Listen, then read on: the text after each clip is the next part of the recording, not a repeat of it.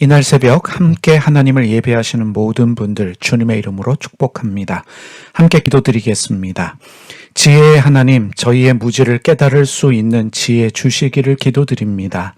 오늘 겪고 있는 모든 일들이 저희의 무지로 인한 것임을 깨닫게 하여 주시고 저희가 하는 실수와 경험하게 되는 실패를 통해 배우게 하여 주시며 앞으로 어리석은 판단하지 않고 현명한 판단할 수 있도록 저희에게 지혜를 주시옵소서.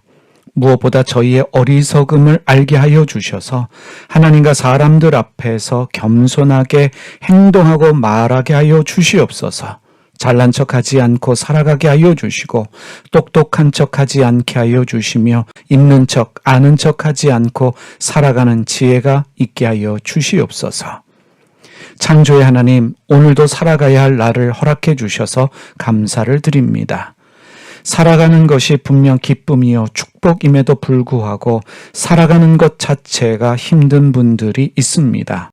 일터에서 일 때문에, 학교에서 공부 때문에 힘든 분들 있습니다. 사람과의 관계 때문에 마음이 어렵고 가정의 이런저런 문제 때문에 걱정, 근심하는 분들이 있습니다.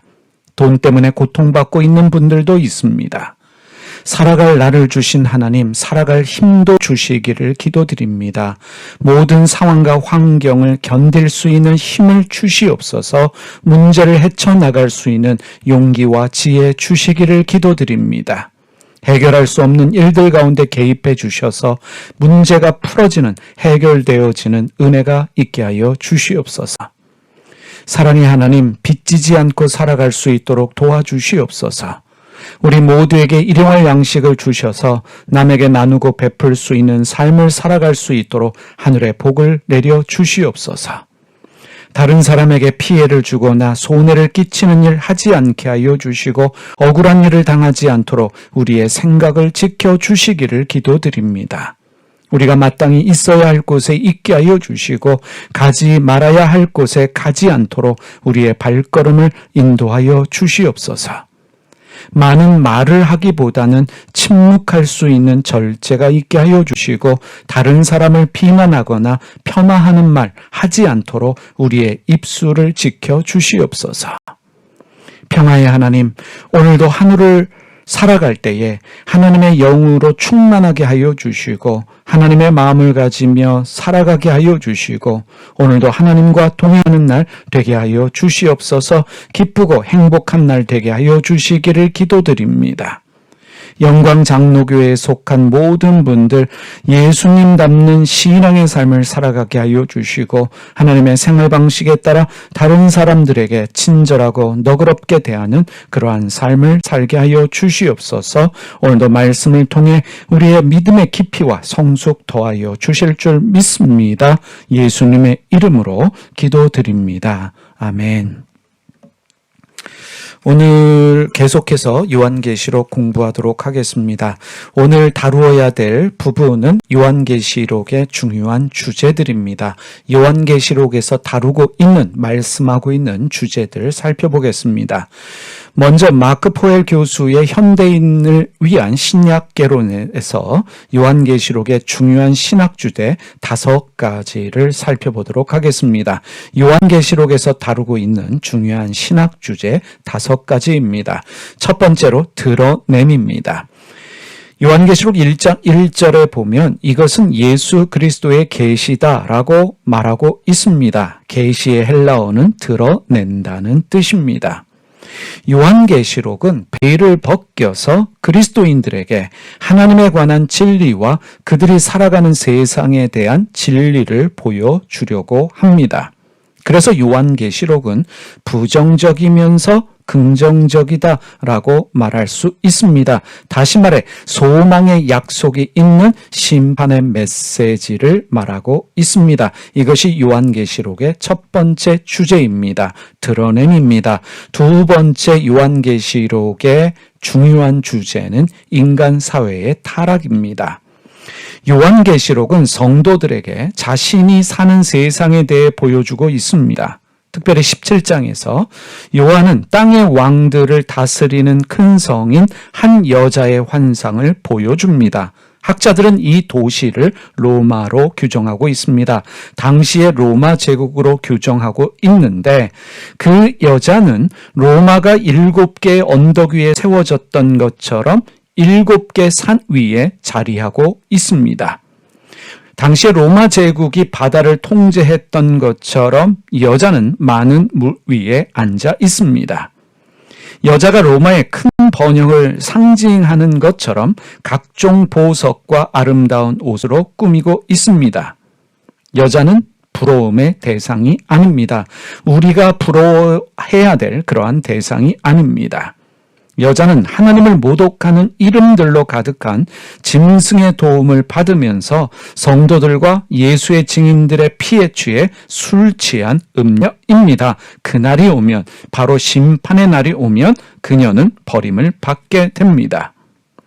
요한계시록은요, 불의를 구조적인 악과 사회적 불의를 묘사함으로써 죄의 세력과 본질을 심각하게 말하고 있습니다. 그래서 신약 성경에서 하나님을 거부하는 사회를 정치적으로 가장 지속적으로 비판하는 성경으로 인정받고 있습니다. 자, 하나님을 거부하는 사회란 어떤 사회냐? 요한계시록이 말하고 있는 하나님을 거부하는 사회란 자신의 힘을 이용해서 다른 사람을 노예로 만들거나 자신의 번영을 위해 다른 사람을 빈곤하게 하거나 지나친 자만에 들떠 있거나 무고한 자들의 고통을 무시하고 의로운 자들에게 폭력을 행사함으로써 정의에 대해 무감각해지는 사회를 말합니다.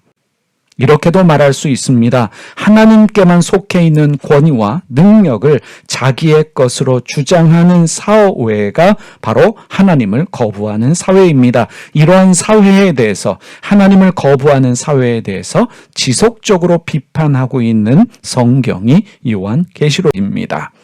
세 번째 요한계시록의 주제는 하나님의 심판입니다. 요한계시록은 인간 사회에는 하나님의 임박한 심판 앞에 서 있는 것으로 말하고 있습니다.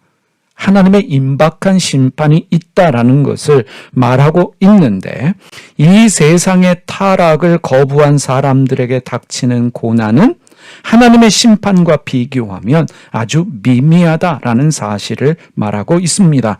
하나님의 사람들이 고난당하고 있습니다. 하지만 현재 당하고 있는 일시적 고난은 나중에 하나님의 천사들이 가져올 형벌과 비교하면, 심판과 비교하면 아무것도 아니라는 사실을 말하고 있습니다. 그래서 요한계시록의 환상들은 성도들이 오늘의 작은 고난을 피하려다가 타협하게 되면 가까운 미래에 하나님이 내리실 더 엄중한 심판을 받게 되는데, 그러한 심판을 받는 일이 없도록 경고하고 있습니다. 그것이 요한계시록의 환상들입니다. 환상들이 가진 목적이다라고 말할 수 있습니다.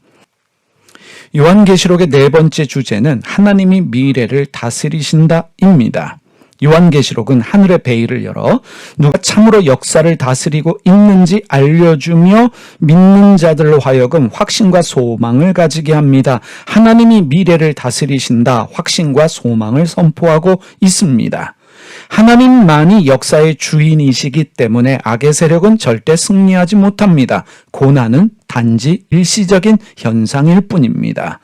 하나님은 모든 슬픔과 불의가 사라지는 새로운 세상을 준비하고 계십니다. 하나님은 하나님의 백성과 함께 거하시고 모든 눈물을 그 눈에서 닦아주실 것이며, 다시는 사망이 없고 애통하는 것이나 곡하는 것이나 아픈 것이 없이 하실 것입니다. 요한계시록은 그것을 말씀하고 있습니다.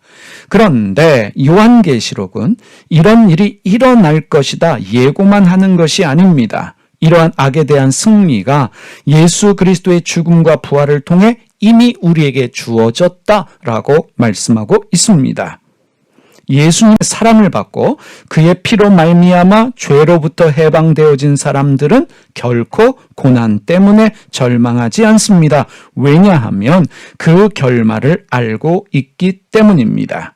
결국 교회는 하늘에서 이미 통치하시는 분을 위해 선포하고 살아야 할 능력을 가진 선지자들의 공동체가 된다, 이것을 말하고 있습니다.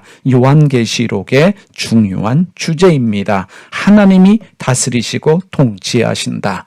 자, 마지막 5번째 요한계시록의 중요한 신학적 주제는 예배입니다. 요한계시록은 경배받을 만한 분이 누구인가에 대한 질문을 하고 있고 답을 하고 있습니다. 그래서 경배와 찬양 소리가 가득 차 있는 성경을 요한계시록으로 말할 수 있습니다. 아무리 거대할지라도 어떤 땅의 권력이 아닌 유일하신 하나님과 어린 양만이 능력과 부와 지혜와 힘과 존귀와 영광과 찬송을 받으시기에 합당합니다. 그래서 요한계시록은 교회의 찬송가와 예배에 가장 많이 기여한 성경으로 평가를 받습니다. 또 다른 측면으로 살펴보겠습니다. 요한계시록이 세상의 종말을 다루고 있는 것이 아니라 궁극적으로 세상에서 주님을 예배하고 증언하는 제자의 삶에 대하여 말씀하고 있다는 사실입니다. 요한계시록의 중요한 주제입니다. 마이클 고먼 교수가 쓴 요한계시록 바르게 읽기에서 발췌하겠습니다. 많은 사람들은요, 요한계시록이 적그리스도에 대하여 말하고 있다라고 믿으며 주장하고 있는데 사실은 요한계시록은 적그리스도가 아니라 살아계신 예수 그리스도를 말씀하고 있습니다. 이것은 참으로 중요합니다. 적그리스도에 대해서 말하는 것이 중요하겠습니까? 예수 그리스도에 대해서 말하는 것이 중요하겠습니까? 우리가 진짜 참기름을 알기 위해서는 진짜 참기름 맛을 봐야 합니다. 그런데 가짜 참기름을 먹이면서 이것이 가짜 참기름이니까 가짜 참기름을 조심해라 라고 계속적으로 말한다면 진짜 참기름을 경험하지 못합니다. 마찬가지입니다. 요한계시록을 통해서 적그리스도, 사탄이 강조되는 것이 아니라 예수 그리스도를 강조하고 배워야 우리가 예수님을 더 알 수 있습니다. 또 어떤 사람들은 요한계시록이 어느 날 하늘로 들려 올라가 세상에서 벗어나는 휴거를 말하고 있다라고 주장하고 있지만 요한계시록은 휴거에 대해 말하지 않습니다. 이 세상에서 신실하게 살아가야 할 제자도에 대해서 말씀하고 있다는 사실입니다. 요한계시록은 미래 예언에 관한 성경이 아니라 다른 신약 성경과 마찬가지로 예수 그리스도에 대해 말씀하고 있고 순종과 사랑으로 예수 그리스도를 따를 것을 권면하는, 충고하는 말씀이라는 사실입니다. 두 번째로 요한계시록은요, 공동체를 형성하는 문서로서 하나님의 어린 양이신 예수님을 예배하고 증언하는 더 신실하고 더 선교하는 공동체로 만들어 가려는 기록입니다. 그러한 지침을 주고 있는 말씀으로 우리가 이해할 수 있습니다. 다시 말하면 요한계시록은 교회를 더 주님 중심의 교회로 만들 수 있는 지침이 되는 말씀이라는 것입니다. 세 번째로 예배하고 증언하는 삶에 대하여 요한계시록이 4가지로 말하고 있습니다. 마이클 고먼 교수는 요한계시록 바르게 읽기에서 예배하고 증언하는 삶을 4가지로 말하는데 살펴보겠습니다. 첫째, 보고 들으라.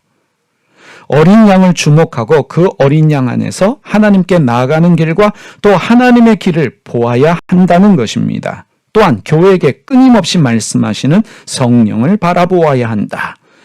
우리가 요한계시록을 읽으면서 주님께서 우리에게 말씀하시는 것이 무엇이냐 주목해야 되는데 우리의 주님을 보면서 그분이 보여주시는 길을 가야 한다는 것입니다.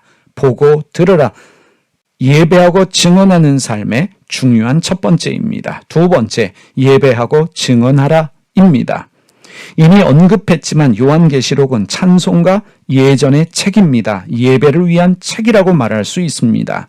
하나님께 대한 충성을 다짐하는 것과 동시에 하나님의 시각이 우리의 말과 행동에 영향을 미치게 되고 다른 이들에게 그분을, 바로 우리 주님을 말과 행동으로 증언하게 됩니다. 세 번째, 나와서 저항하라. 요한계시록은요, 도전과 불편한 요구를 담고 있는 말씀입니다. 하나님과 예수님 외에 다른 어떤 것을 우선시하는 그 모든 시도에 대해서 저항해야 한다, 거부해야 한다라고 말씀하고 있습니다. 네 번째, 요한계시록은 우리에게 따르라라고 요구하고 있습니다. 우리는 누구를 따릅니까? 어린 양 되시는 예수 그리스도를 따르는 예수님의 제자들입니다. 하나님의 시각을 따라서 우리가 말과 행실로서 다가오는 새 창조를 증언할 수 있어야 합니다. 자, 오늘 우리가요, 요한계시록에서 말하고 있는 중요한 신학적 주제들, 또 요한계시록의 중요한 부분이 무엇인가를 살펴보았습니다. 다시 한번 말씀드리지만 요한계시록의 주제는 적그리스도가 아닙니다. 종말에 관한 것이 아닙니다. 요한계시록의 주제는 예수 그리스도입니다. 예수 그리스도가 주인공이고 이 땅에서 어떻게 우리가 하나님을 예배하고 하나님을 따라야 할지, 예수님의 제자로 살아야 할지를 말씀하고 있는 바로 예배에 관한, 제자도에 관한 말씀이라는 것을 인지하고 우리가 요한계시록을 읽어야 될 줄 믿습니다. 요한계시록을 잘못 읽고 이해하면 종말론, 음모론에 치우쳐서 건강한 신앙생활을 하지 못하는 경우가 있습니다. 잘못된 이단이나 사이비 종교에 빠질 수도 있습니다. 요한계시록은 종말이 다가오니 우리가 살아가는 오늘이 무의미하다, 필요 없다라고 말하지 않습니다.